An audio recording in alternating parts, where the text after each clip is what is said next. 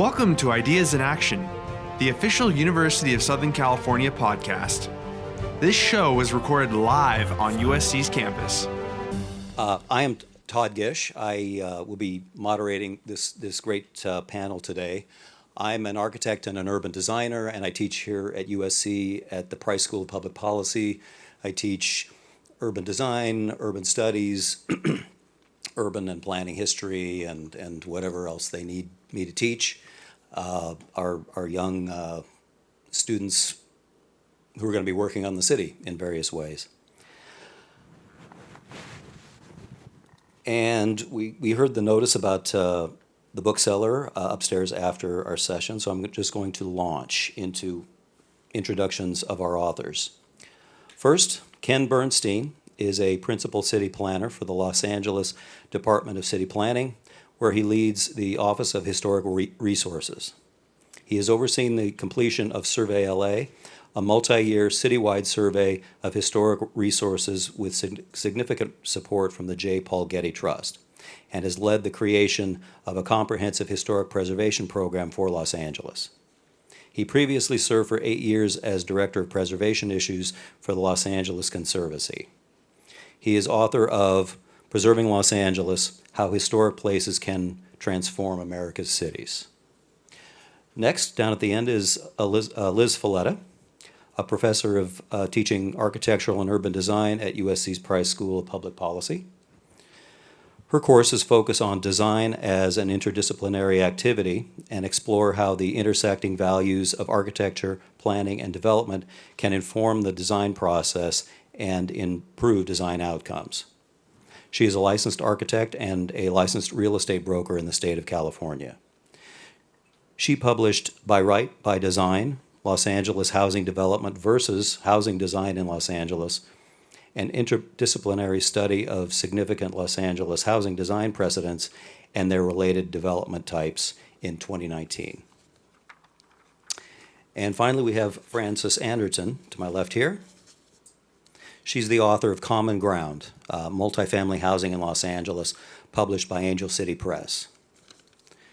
She co-produced 40 Years of Building Community, a short film about the nonprofit housing developer Community Corporation of Santa Monica. For many years, Frances hosted KCRW's DNA, Design and Architecture radio show, and produced the current affairs shows Which Way LA and To the Point. She writes a regular newsletter for KCRW. Honors include the Esther McCoy Award from the Architectural Guild of USC School of Architecture for her work educating the public about architecture and urbanism. So, welcome to our three authors. I have a few short introductory comments just to sort of set the table. So this session's title refers to a crisis in Los Angeles and how to confront it. That's a tall order, so let's moderate some expectations here.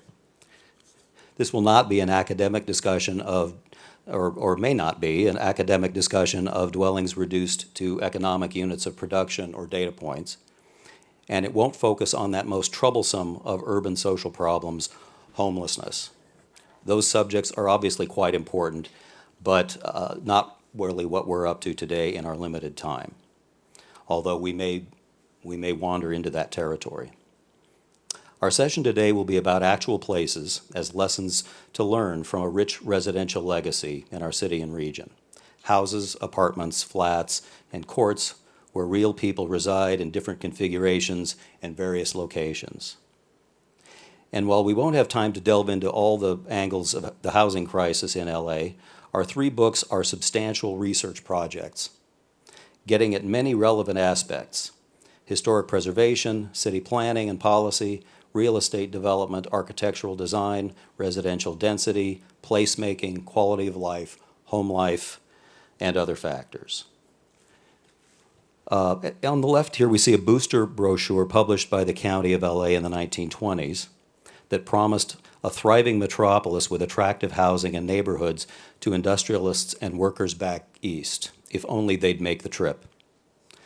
On the right is a view of the recent Chandler Boulevard tiny home village in North Hollywood, one of several shelter projects developed by the City of LA to help transition people living on the street into a more stable residential situation.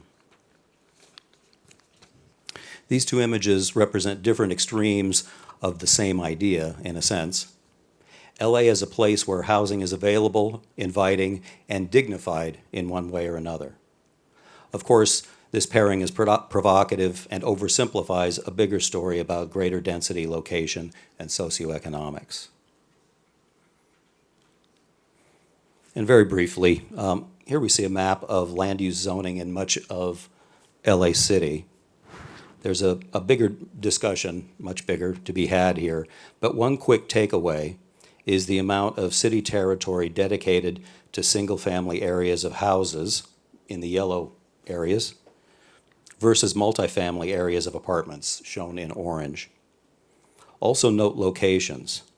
The much greater concentration of multifamily zones around downtown and in the basin versus single-family zones on the west side and in the San Fernando Valley.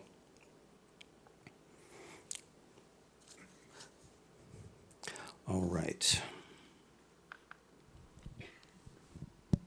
And at this time, we're going to hear from Ken Bernstein. Hope this is on. Great. Thank you. Thanks so much, Todd, and many thanks to Festival of Books and USC Visions and Voices for the opportunity for all of us to be with you today. So my book, Preserving Los Angeles, looks at this topic of housing really through the prism of historic preservation. And I wrote the book in part to counter the misperceptions I hope none of you share, that Los Angeles is a city that doesn't care much about its history or its historic architecture. And I try to address that head on in the book. But I go beyond that really to make a bolder assertion, which may be counterintuitive to some of you, that in fact, historic preservation has been a key driving force in leading positive change in Los Angeles around housing, around economic regeneration and revitalization across the city. And this word change, I think, is going to come up a lot in our discussion today, and thinking about how communities need to change to address our housing needs. And I think that historic preservation, while it might have the image of often preservationists about trying to stop change or block change, my book really posits that historic preservation is really a way of managing change, and we need to be thoughtful about our past to plan how we grow for the future. And a big way that we've done that in Los Angeles, and Todd alluded to it in the introduction, has been our work around Survey LA, our first ever effort to take comprehensive stock in Los Angeles of all of our potential historic places and historic neighborhoods across the city, really to inform how we grow and change in the city, to point us to those areas that need to be protected or treated differently as we accommodate new housing. And the vast majority of the city, really about 95% of the city, that doesn't have historic resources and can grow, evolve, and add density in a much more concerted way. So my book showcases a lot of the work from Survey LA in really every community in Los Angeles, and I hope it is a jumping off point for exploration for many of you. Many of my readers have told us that myself and my architectural photographer, Stephen Schaefer, that they use the book in that way. But for our discussion today, I think it also points us to the rich residential legacy of the city in every community and a wide array of housing types that Francis and Liz will be alluding to in their books as well, really kind of looking at this is the DNA of Los Angeles and housing in Los Angeles. So in my just brief introduction, I want to just share a few examples of how historic preservation can be part of our housing solution, how it's not about blocking or stopping change, but it can really be part of the solution in positive change. And a big part of that story has been adaptive reuse in Los Angeles. LA has actually been a leader in this regard, the conversion of older buildings and historic buildings to housing. And this was facilitated through the 1999 Adaptive Reuse Ordinance of the city, which cleared away some of the planning and zoning impediments requirements that made it difficult. That basically, treating the conversion of housing previously as if it was new construction. This waved away a lot of those requirements, and we can get more into that in our discussion. The example I'm showing here is the subway terminal building. Many people don't know that Los Angeles actually had a subway prior to the construction of our Metro Rail system. We had a single subway line. This was the terminus at 4th and Hill downtown. The building had become largely vacant and underutilized by the 1990s. The adaptive reuse ordinance allowed it to be converted to 277 loft-style apartments. And the project really shows the power of historic preservation. You can't build a residential lobby that looks like this with new construction.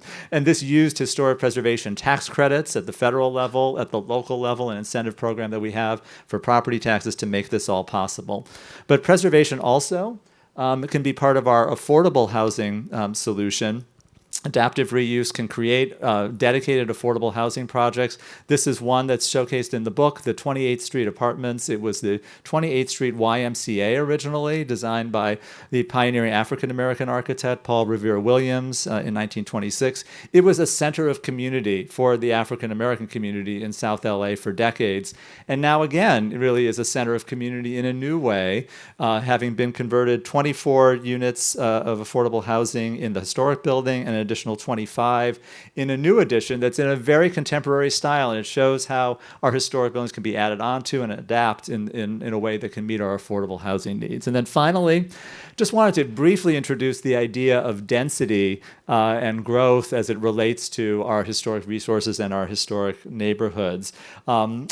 I think, again, many people have the idea that historic preservation is impeding density and the need to create dense housing in our city. And this is showing one of our 35 historic districts in Los Angeles, the Lincoln Heights Historic Preservation Overlay Zone, and a typical block that has both a single-family home, a hip-roof cottage, a triplex, and then an apartment building in a Prairie Craftsman style. And it really illustrates, and many people don't realize, that while you think of historic districts maybe being all single-family homes, many of them have a medium, livable, walkable density, and our historic districts are actually 50% denser than the rest of the city. And we have a residential density in our historic districts in LA that is greater than the residential density of Boston, Chicago, and Washington, D.C. And again, I think that is surprising to many people when you think about what historic preservation can mean for housing. So with that, I'll stop and look forward to the discussion.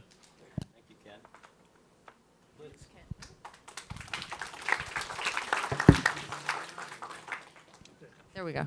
Okay. Hi. I'm Liz. Thank you, Ken. Let me move this. Okay. There we go. So my book really stemmed from the fact that some of the historic housing types that are so beloved in Los Angeles that Ken talks about in his book, and some of the innovative architectural exemplars that Francis explores are actually physically often kind of side by side in the city or across the street or around the corner.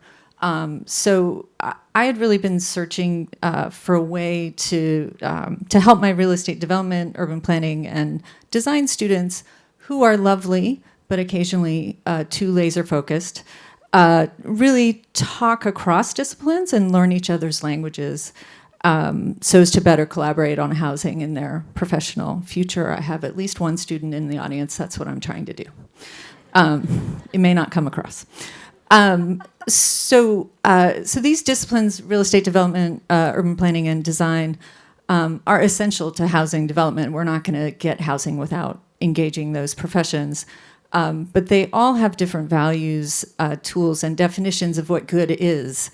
And I think that's a real barrier to housing production. So this book basically takes architectural exemplars that are valorized in our architectural heritage, and looks at their related development types that were built in large numbers by real estate developers, builders, owner users, which formed an essential part of our housing legacy and adapting to population change and neighborhood change, and using their physical similarities to really help students hopefully code switch between disciplines and understand a little bit better how to achieve other professional goals through the discipline that they're studying and hopefully will be practicing in the future.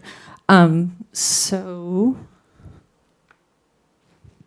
the book is basically a set of 6 case studies. Each one looks at a important housing type in the city of LA with a related kind of architectural exemplar. And the first 3 case studies really talk about what happens when we value one of these disciplines more than others, and what are the opportunities that we miss. And then the second 3 really talk about potentials for positive collaboration going forward that could help us address some of our housing needs. So we look at Dingbats with the Ray Cappy National Apartments, Garden Apartments with the Village Green, originally called Baldwin Hills Village, single-family homes, which with the Modernique homes, which were Gregory Ain. My favorite is 4 flats with the Mackey Apartments. If I could live in the Mackey Apartments, that's where I would live. House courts or bungalow courts with the Gregory Ain, Horatio West Court, and then the sort of beginning of podium-style apartments, which we are seeing a lot of these days, with the Hollywood Riviera. Let's do this. So the interesting thing to me also is, as somebody who's, I guess, really been obsessed with housing for 20 years, since I did my architectural thesis on public housing, is the issue of regulation and how do we approach regulation to craft the outcomes that we want. So that's one of the big things that for me came out of these case studies that I thought was interesting. So the Dingbat, for example, is an interesting case because it effectively got regulated into existence because a lot of the housing types that we really loved, like house courts and 4 flats, you couldn't do those anymore and meet our parking regulation. So that happened. And then the Dingbat ultimately got regulated out of existence also. But through that process, we really realized that the one thing that wasn't regulated, for example, was open space. So we realized that had to become part of our housing regulation.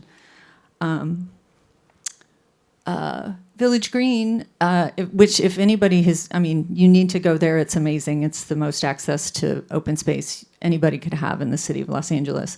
It's a spectacular project. I lived there. It does everything it's supposed to do.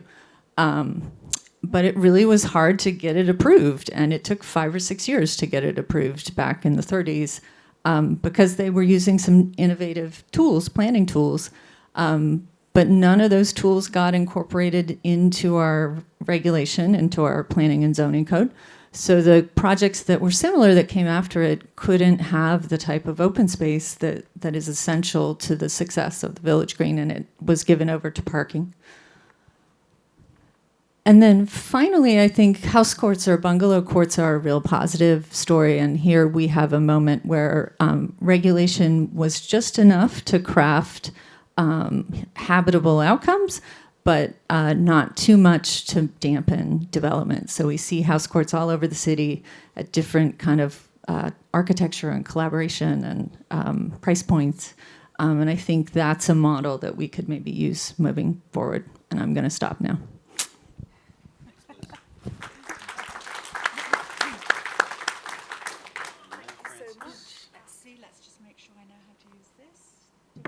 Go. Okay. Hello, everybody. Great to see you all, and to be on stage with Todd, Ken, and Liz, from whom I have to say I have learned such a great deal over the years. The book most definitely was made possible by the prior work done by great scholars. So I hope you will get all of their works, and look for Todd's thesis online. He did a marvelous dissertation while at Price, I guess, which was absolutely an eye-opener for me in terms of understanding the levels of multifamily housing that was built in this region back in the day. So anyway, here I am. Here's the book. It's called Common Ground. I'll momentarily tell you why it's called Common Ground. But first of all, I'm going to tell you why I chose to take on the topic of multifamily housing in the last couple of years. And while the book is not trying to solve the housing crisis or even pretend or make a claim to solutions that can, nonetheless, the book was most definitely a response to the housing crisis, in as much as for years at KCRW, I've been covering housing, sometimes from a sort of political land use perspective through my work on shows like Which Way LA, and then also from a design perspective on the show Design and Architecture. And that meant we ran into a lot of stories. We did a lot of stories on sort of the ongoing conflicts surrounding the production of new housing, and particularly multifamily housing, often affordable housing. And what seemed to be sort of a constant subtext to these conflicted situations that we were covering was that somehow higher density or multifamily housing was something that was happening to the poor, beleaguered, single-family neighborhoods. Maybe I was being paranoid, but I couldn't help feeling that there was this opposition set up between single-family homes, which are sort of at the top of the cultural, economic, political totem pole in LA, and then sort of the rest. So I was really intrigued by this, and it became then cemented this I guess curiosity about this was really cemented in my own personal experience living in an apartment building, which if you read the book, you will find is a very interesting apartment building. It's a low density, 6 units, very well planned inside, but also has something very particular that you see in this picture, which is a shared open space that we, my family and fellow neighbours, we all share this space, share the external circulation to get to our homes. And it's been a really lovely way to live in a lot of ways. But boy, when my daughter reached her teens, she didn't think it was a lovely way to live. She thought it was an embarrassing way to live. And she became extremely angry with her parents for not having been success stories that had got her into a large single-family house north of Montana, like a lot of her friends at Samo High. So these two things really played on my mind. And so anyway, I just decided I just wanted to explore I wanted to offer up a kind of alternative history of housing in Los Angeles, which would be the multifamily housing one. And I learned from these 3 speakers just how much of it there is, and also how within our huge numbers of multifamily dwellings, there is a particular kind that I have found extremely attractive, which is the kind that creates a sense of mini community in a vast dispersed area where many people are living the more what does one say? Individualistic existence, the house with the car. We also have hundreds, if not thousands, of examples. You've already been shown a few, the garden apartments, the bungalow courts, where people coming to this great, vast, sprawling region could find themselves in a little community, in a little low-density, self-contained community. And I'm not talking about communes.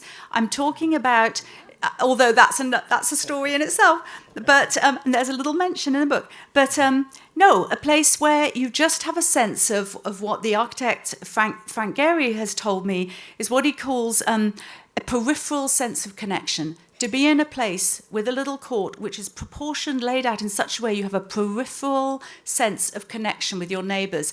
And it's a lovely thing. And so anyway, the book follows really 110 years of this kind of community that has been built. And so I'll quickly go through, because I think I'm near to the end of my 5 minutes, but that's my own place, and that's just my neighbours and I just sort of out on our staircase. It's not always party time like this. This was very definitely staged. However, it is true that we do pass by each other on the stairs, and it's led to some just very nice compatibility. And then, so then just quickly going back to early days, because the book does go into the architecture, it does go into the by design examples of the typologies that I'm talking about. And one of the great ones is Richard Neutra's Strathmore Apartments in West Hollywood. That was it when it was first unveiled to the community in the 1930s. It was considered moon architecture. Richard Neutra had to move his own family in because nobody else wanted to move in initially. Eventually they did. All sorts of very important people lived there, like the Eameses, and Orson Welles was there for a time. But anyway, it's essentially a modernist bungalow court, stepped, like some of the marvellous ones in Echo Park or Los Feliz. And here it is now. Richard Neutra believed, just to Liz's point, he believed that well-being was resulted from having as much, I guess, connection to landscape as to buildings. So there it is now, a jungle, no more moonscape. It's more like a jungle. And this is a place where, again, a single spine and the residents all know each other in that peripheral encounter kind of way, peripheral vision. So on to the building that's on the cover of the book. This is very contemporary. It was finished a couple of years back in Santa Monica. It's one of these buildings you probably drive past and think, oh my God, these buildings are getting bigger and bigger. It is 5 or 6 stories. It's 350 units. The architect, Michael Falonis, figured out a way to break down that massive bulk, give most people single-loaded corridors, not the awful double-loaded corridor that denotes I consider to be inferior apartment living, where you've got the dark corridor, the units hanging off it, single aspect windows. Good apartment designers in LA figure out a way around that to bring in light from multiple directions, plus the social space. And here we're seeing this more and more in LA, the social spaces on the roof.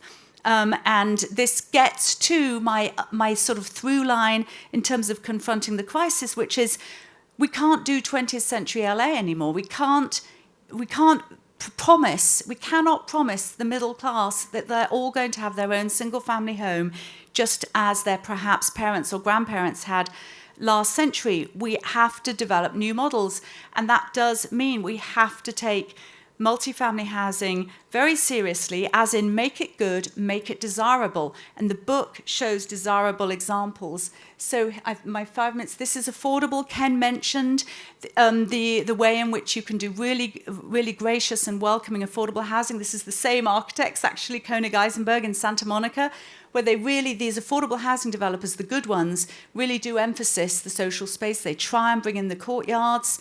So they now, as they go up higher and higher, they have open bridges. I know some people have a difference of opinion on the aesthetics, but that's what that is doing. And then it's time for me to, there we go, perfect. Yes. Thanks, all three of you.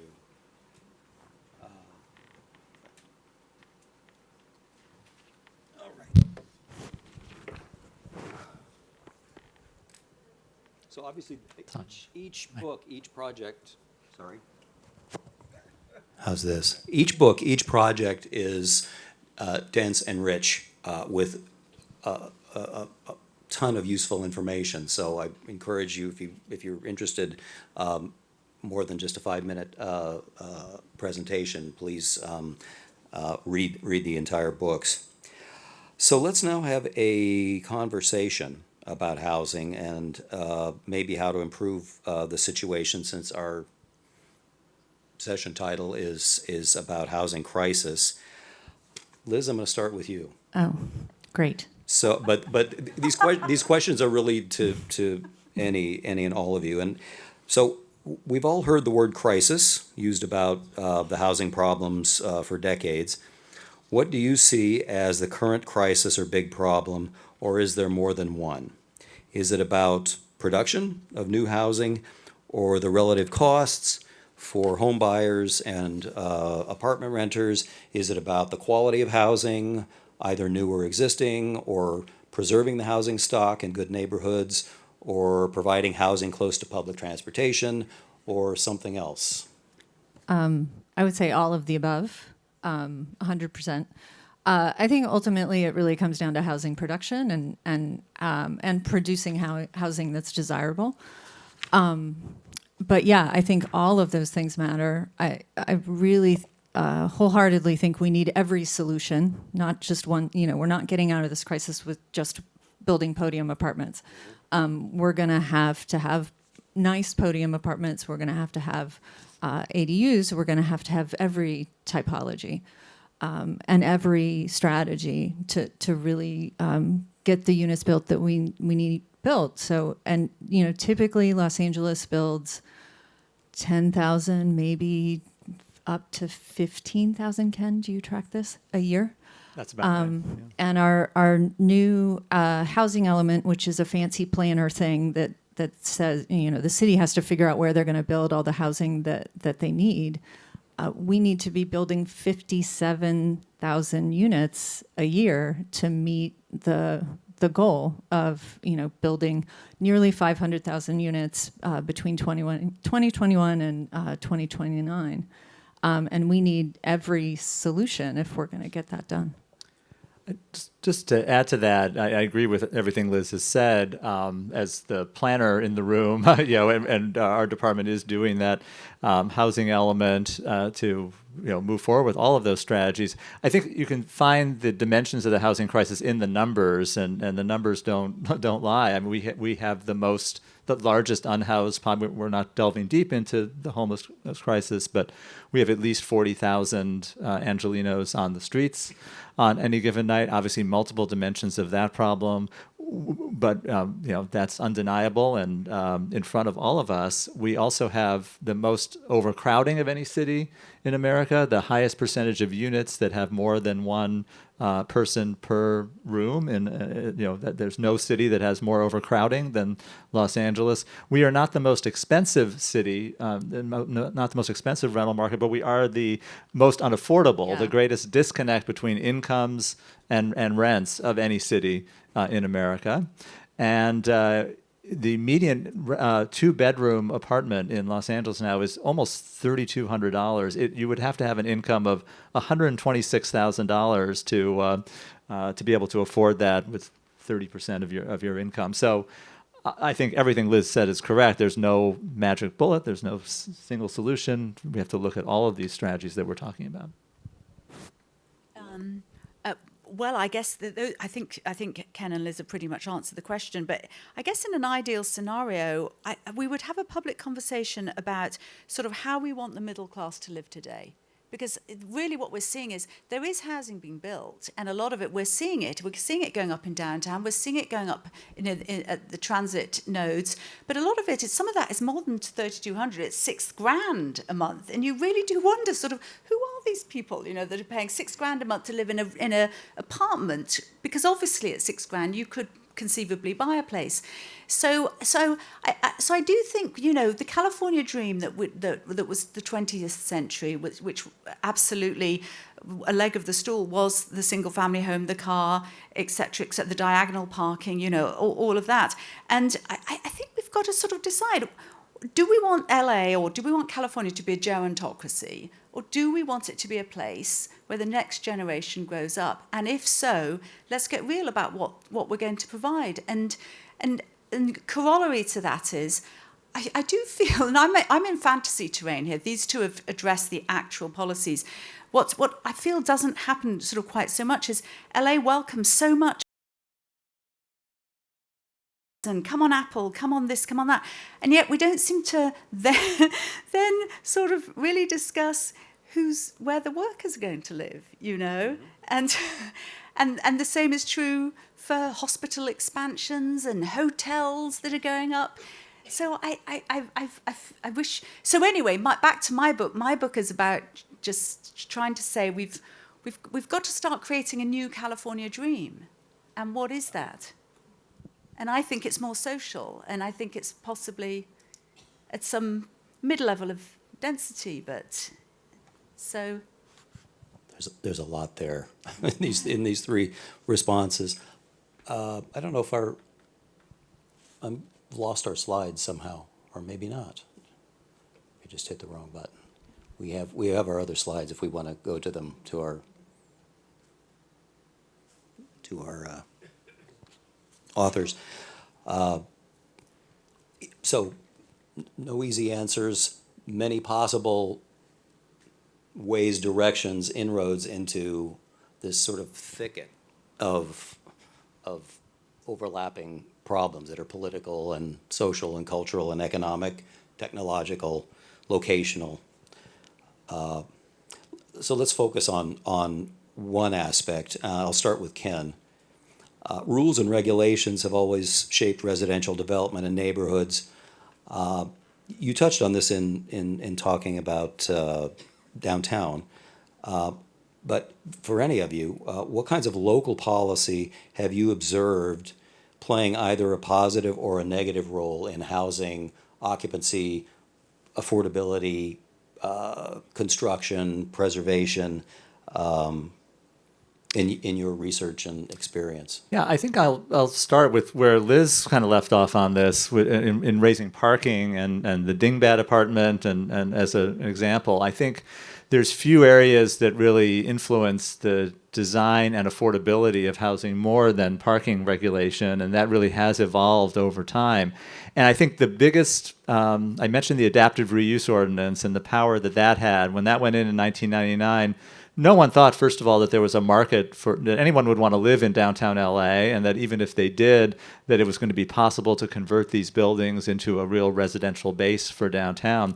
The most impactful aspect of the adaptive reuse ordinance was waiving parking requirements, because previously the zoning code in the city would have required that every converted unit have at least 2 parking spaces, or 2.25 in certain circumstances, for guests. And none of these historic buildings had that on site. And what the adaptive reuse ordinance did was allow essentially the demand for parking to dictate what would be provided. You didn't have to. You could convert into parking what was there, however many spaces you could create, enter into agreements with nearby properties to provide for parking.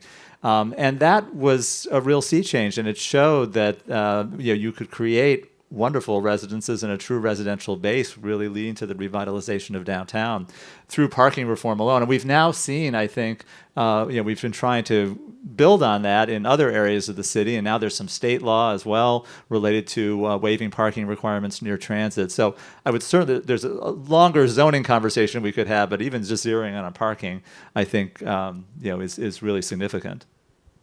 Totally agree. Although if I had to target one culprit, it's definitely zoning. There's a huge bias towards single-family housing in our zoning code, and it is at the top of the pyramid that Francis was talking about. 80+% of our land is zoned for single-family. So multifamily gets comparatively a lot less space. Zoning comes along with pretty restrictive physical parameters in addition to use parameters and parking parameters. So I think, so zoning, I'm not sure our new zoning code. Oh, yeah, there. Todd already got to this. This is illustrating your point, sort of. Yeah, so the yellow is single family. Those who aren't used to reading zoning maps, the yellow is single family, and it's kind of the orange that is multifamily. You can see where multifamily is concentrated, and the percentage of the city, which is very high, that is still single family And zone. downtown being in the lower right, the sort of that concentration of red commercial uses and blue industrial uses. But you see that concentration of land considered and thought about for denser housing in and around downtown. One thing though, because I do want to be positive, because I'm generally negative, all the time. I do think the small lot subdivision ordinance, which was passed 2004, 2005, which allowed for zero lot line development, even though it was meant to be small houses on small lots, and it ended up being big houses on small lots. It gave developers a way to use medium density sites in a different way that would stimulate housing production. And I think, the changes with the adaptive reuse and making it citywide are fantastic, because I'm pretty sure we've built all the small lot subdivisions we can build. We've kind of exhausted the land that's zoned appropriately for that. But I think it was another example of successful regulation. Yeah, Liz is alluding to that. We are looking at kind of building on our previous adaptive reuse ordinance and making it easier citywide to do these projects, especially coming out of the pandemic now, with the demand really reduced for office space. Now is the time to kind of unlock some of these commercial buildings that have been more difficult to convert. So it's required public hearings, a lot of delay and fees to convert buildings. And I think we're trying to say, let's make that simpler citywide, especially coming out of the pandemic, to convert. That doesn't even have to be historic buildings any longer. Even some of these newer office buildings that have a record high vacancy rate right now. This is one reason I wanted to bring this slide back, was this discussion of adaptive reuse of commercial. Even before the pandemic, the decline of brick and mortar retail meant a lot of empty commercial spaces, and so there was already this idea. Wouldn't it be great if we could convert some of that empty commercial space into residential units or affordable residential units? And with the pandemic and closures of workplaces and so forth, it only got much more dramatic and expansive in terms of empty commercial space, empty office space. And so I just in my mind, I'm sort of wondering if the adaptive reuse ordinance or its descendant couldn't turn on a larger scale. Downtown 2.0 could be commercial corridors that we see in those sort of thin red strips along major thoroughfares in the valley and into the west side, as not a concentration like downtown LA has become, but these sort of strands of converted commercial structures into housing units. There's architectural problems. There's other problems with doing that, but I wonder, in this huge demand for housing in Los Angeles, if that might not be the new frontier. Oh, I think Ken's already made a very good case for that. Yes. And absolutely, whatever we can convert would be great. I mean, there are some complexities. Just about the zoning piece, I just want to sort of, I guess, reinforce, how fundamental zoning has been to our housing situation, and, it has caused racial segregation. It has been used, let's just say it's been used as sort of as one of the tools in racial segregation. It's created sort of political segregation. It's created, single-family homeowners essentially have far more power than multifamily dwellers. And also the other piece is that I think we do have to sort of acknowledge is Liz pointed out that because multifamily housing occupies such a relative small amount of space, also that small amount of space is often in frankly less desirable places to be, like right on a thoroughfare, or people now see multifamily up by the freeways. You've got a balcony looking over the 110 freeway. Like, how lovely is that? That's if you have a balcony. If you have a balcony. So, but there you probably actually, that would be one place where you might not want the balcony. Perhaps it could face the different direction.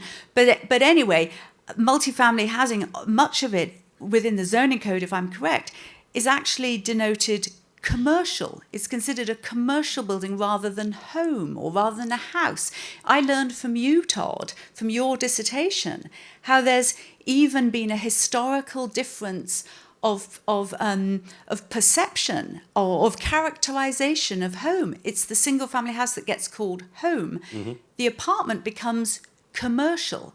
So these things feed, I think, subliminally and quite explicitly into where these places end up being built, and the sort of expected experience of those places. And one of the things that then becomes part of that story is that the developer kind of assumption is that, regular, successful people will be in an apartment for a short time. They'll just do their time in an apartment until they buy the starter home, and then on they go and buy more and more stuff. And that also then sort of also plays into this view of the apartment buildings as a stopgap. It's something you get out of as fast as possible.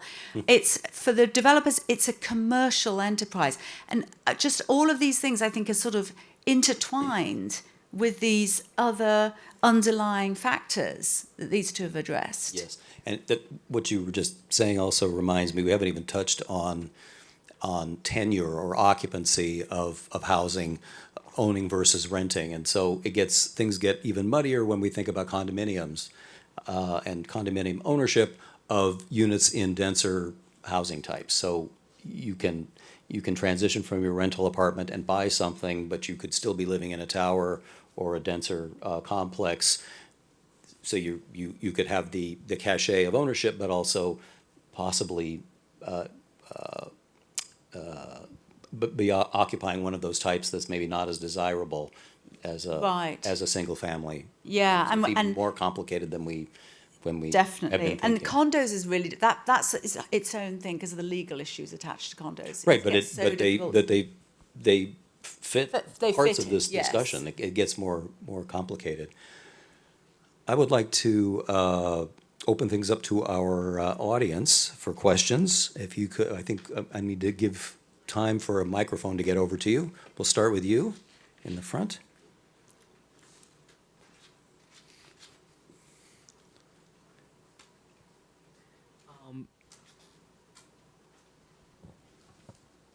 Hello? I was wondering what you saw the transition for LA's form of transportation. Tokyo, Yokohama has their trains. Barcelona has the walkable area. Other places emphasize biking. What is the transition point with the new metro and everything else that you would like to see LA go in, and how do you think it would affect housing? I'll start, but Yes. yeah, you can all jump in. So the relationship of advancements in public transportation going forward and the housing situation. Yeah, I think if you look at LA's housing historically as well as today, it really is the story of the linkage between transportation and public transportation and housing. We think of LA as a freeway metropolis, but really the growth of the form of the city and the growth of the city was really shaped originally by our streetcar system, the Pacific Electric Railway and other railways. Communities were really built around transit in the early decades of the 20th century in particular. And we had these streetcar suburbs and communities that were, the residential base was around that. Obviously, the post-World War II era brought the freeways and suburbanization, more single-family homes. But I think we're really trying to reinvent Los Angeles as a transit-oriented metropolis once again.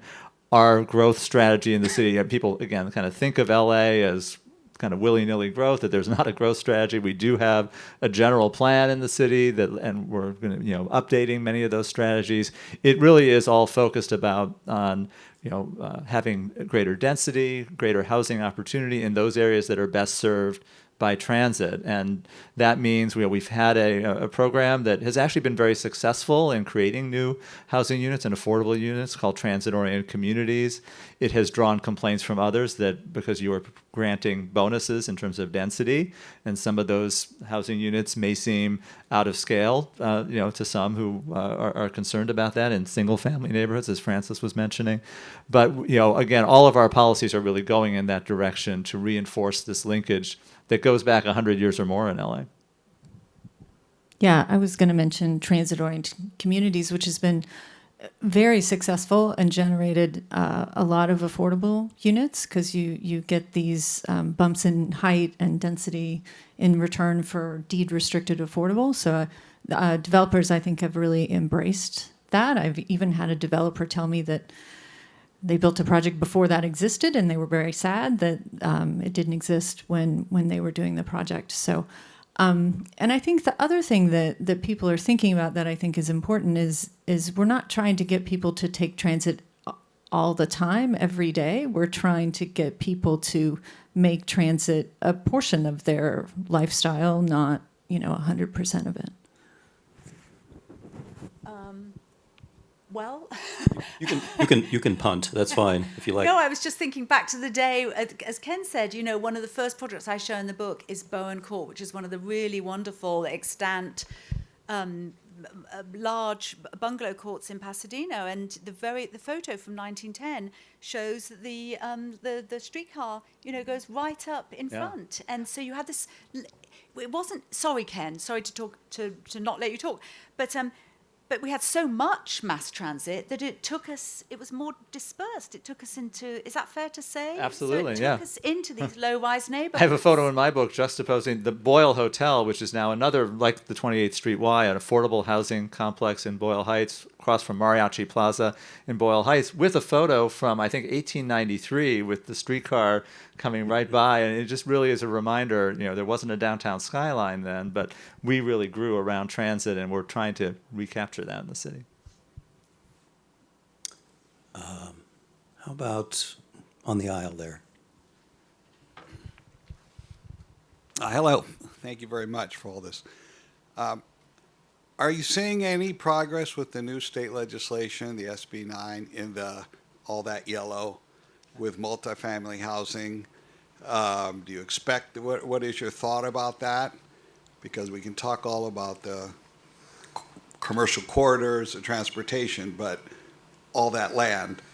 And also, are there examples that you have in your books of where you've actually been able to get that developed with a nice design that all my little single-family home neighbors would be happy with, and get over their NIMBYism? So the sort of larger question is the state authority who's concerned about the amount of affordable housing and housing in the entire state, and all the local jurisdictions have come in and gotten tired of waiting for local jurisdictions, counties and cities to get enough housing into production. That the state has passed at least two major laws. One is the ADU law, the accessory dwelling unit, that turns essentially effectively every yellow-colored lot in every city in the state into a potentially double unit. The cities cannot say property owners must be allowed to build a second unit in their backyards or a different configuration, effectively doubling the density. The research is mixed. Not as many people are interested in doing it as we might have thought, but that could change. SB 9 is another state law that is sort of up the ante to possibly as many as 4 units on a single family lot. Yeah, I would say what we're seeing, first of all, I think as a local planner, and I think many other local cities, the initial reaction, of course, is kind of a knee-jerk reaction negatively. Why is Sacramento stepping into the fray in this way? But I would say, even as someone who is obviously a historic preservationist, preservation advocate, administering a preservation program, I think the ADU legislation in particular has had a very, very positive impact. SB 9 that you were referencing, Senator, I think the jury's still out on that in terms of the ability to split a lot into 2 and then build 2 units on each lot. It enables every single family zone lot to have 4 units. We're not seeing that significantly used. There are a lot of hurdles in terms of doing subdivisions and fees and process that most cities haven't quite figured that all out yet. But we are seeing thousands of new accessory dwelling unit applications. And even as someone working to help preserve the distinctiveness of historic neighborhoods, they are fitting in well, and they are not eroding the significance of our historic neighborhoods. We can insert density in sensible ways, even in those neighborhoods that are single family. Frances, in her book, had a profile of an ADU project. It was a pilot program in our Highland Park historic preservation zone. And, I think that was just as the state law was changing, and that really helped us, I think, kind of see some of the challenges of fitting these into historic neighborhoods, and really helped us sort of reform our process and really be more in keeping with both the letter and spirit of the state law to fit these in within historic neighborhoods. I know you cover that in your book. Well, thank you, Ken, for that nice plug. Yes, there is indeed a chapter in the book that does look at the ADUs and the SB 9 and 10 law just as it was passing. So the results had not started to bear fruit. But I will draw everybody's attention to back 2 years ago, a former colleague of Ken's at the city, Christopher Hawthorne, who was then the chief design officer, he and a team of people put together a rather interesting competition which called for design solutions in anticipation of the passage of 9 and 10. And if you go back and you look at, you can find it online and you can find it in my book, a couple of the solutions came out. And what was really interesting, looking at the contemporary architects who tried to sort of solve that problem, you can see that some of them were looking at, say, the early Richard Neutrell, or the early Schindlers, or even the bungalow courts, and they were looking to see how could they achieve that today. And I will say, I just learned today, actually, from the Angel City Press booth, which published Ken and Mai's book, that one of the other authors read the book, saw one of the design winners from that competition, and hired her to try and do a sort of SB9 solution.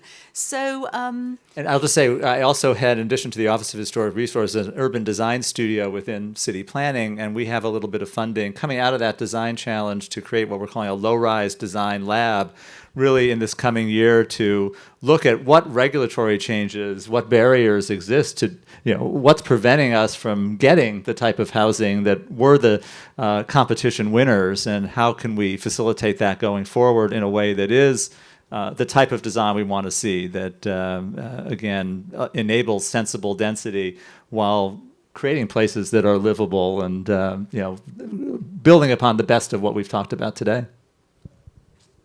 Do you want to say anything on? Okay. I think we have time for one brief question right here in front. And it's got to be brief. So Sacramento has been brought up earlier, and the state mandate is that Southern California build 1.3 million homes by 2030. And before that, there are a lot of mandates in the state, to increase home building. And you're talking a lot about including livable spaces in all of this new construction and all this new density. And I just wanted to ask each of the panelists, where do you see this outcome from this push from Sacramento to create so much housing without any regard to how that's going to affect the livability of our region? Okay, I'll take this very difficult question. No pressure. No, I decided already I would be the YIMBY representative on this panel. Thank you. Yeah, I mean, I wouldn't. So several things interest me about this. One is just communities had a really long time to build housing and they didn't do it, and this is the response. I would argue that we're not trying. I think people who are implementing these regulations are thinking about livability and really thinking about how do we do density better than we have in the past. So I don't think it's outside of that context. And there was one more thing I was going to say, and now I can't remember what it was. Can I say something Yes. while you think about it? Yes, okay, perfect. I mean, I think I would say there's many ways in which to define livability, and one of the measures of livability is, people's daily lives. And there were many people working in our hospitals and our schools and our hotels and our various service industries who are spending 2 hours a day on the freeway because that's how they have to live. To get them nearer to their work has got to be ultimately a community benefit. And the other thing is, when density is done well, it means that one is actually having a pretty great life, having a somewhat walkable life, having the cafes and maybe your kid's school nearby. So there really can be advantages to the dense life that we mustn't overlook. Okay, I remembered. Yay, Francis. I think it's going to really matter, if we're taking control away from local communities, who do we give it to? Yes, and in what proportion and distribution. Is it concentrated in the development industry? What role do we give designers to play? What about planners? I think all of that really matters, and I think we're trying to navigate that at the moment. Thanks for listening.